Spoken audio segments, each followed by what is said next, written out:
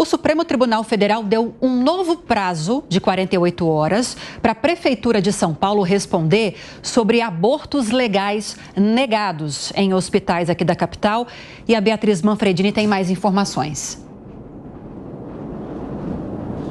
Lívia, o que aconteceu é que o ministro Alexandre de Moraes, do STF, considerou insuficiente a resposta que foi dada pela Prefeitura de São Paulo na última segunda-feira. Então, por isso, ele deu um novo prazo ontem à noite, começou a contar de ontem à noite, de 48 horas, para que a Prefeitura complemente a resposta a partir do pedido dele.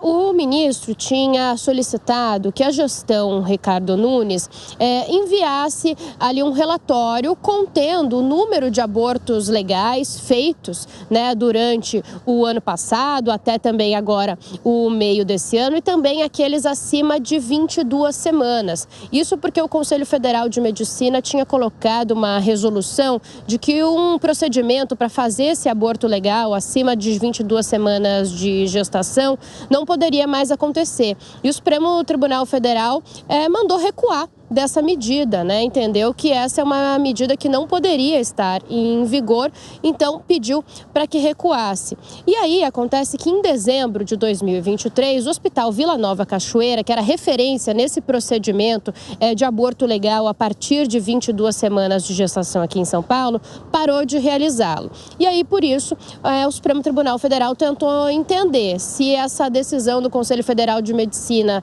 estava vigorando aqui em São Paulo ou não, e se os procedimentos estão ou não sendo realizados aqui na capital paulista. Na primeira resposta que a Prefeitura deu ao STF, ela disse o seguinte, que realizou 68 abortos legais em hospitais municipais entre janeiro e junho deste ano e que 4 desses 68 foram após as 22 semanas de gestação. Agora o ministro pede para que a Prefeitura também diga quantos abortos foram negados e pede a documentação, a comprovação disso, dos motivos para negar, então, esses procedimentos. A gente conversou com a Prefeitura de São Paulo, que respondeu em nota que serão prestados os devidos esclarecimentos dentro do período solicitado e que a pasta segue à disposição das autoridades. Lívia. Obrigada, Beatriz Manfredini, pelas atualizações.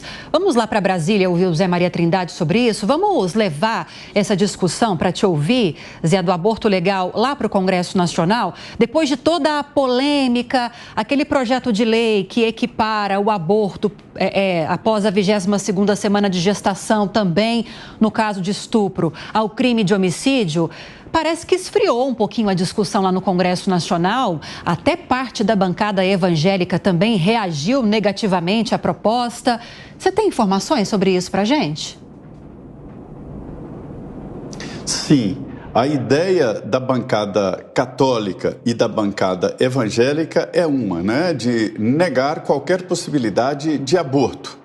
Mas entenderam ali os líderes destas duas forças no Congresso Nacional, que é a bancada religiosa, que engloba todas, é de que a maneira como o projeto foi colocado não foi boa, Então, há um recuo para que depois o assunto volte a ser discutido no Congresso Nacional. É muito importante dizer que todas as mudanças, neste sentido, foram feitas no Judiciário. O Supremo que estabeleceu a possibilidade do aborto do anencéfalo. Foi o Supremo que definiu também o aborto em caso de estupro.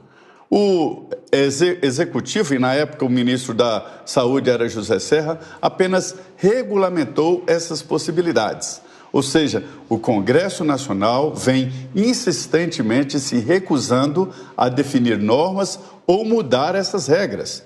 Isso, para o Legislativo, significa uma decisão.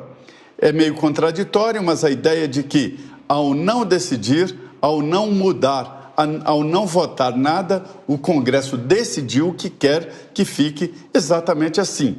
Esta é a ideia. Eu consultei o ex-presidente Jair Bolsonaro, na época presidente da República. Eu consultei a então ministra Damares, que hoje é senadora, sobre essa situação. E a resposta dos dois, do então presidente e da então ministra, é de que não haveria proposta de mudança nesses chamados abortos legais. Devo dizer, para ser honesto intelectualmente, que os dois são contra o aborto, os dois queriam mudar, mas entendiam que não haveria condições políticas para fazer nenhuma mudança. E o Conselho de Medicina, ele não é o sindicato dos médicos, ele define normas, parâmetros para dizer de onde até onde o médico pode ir.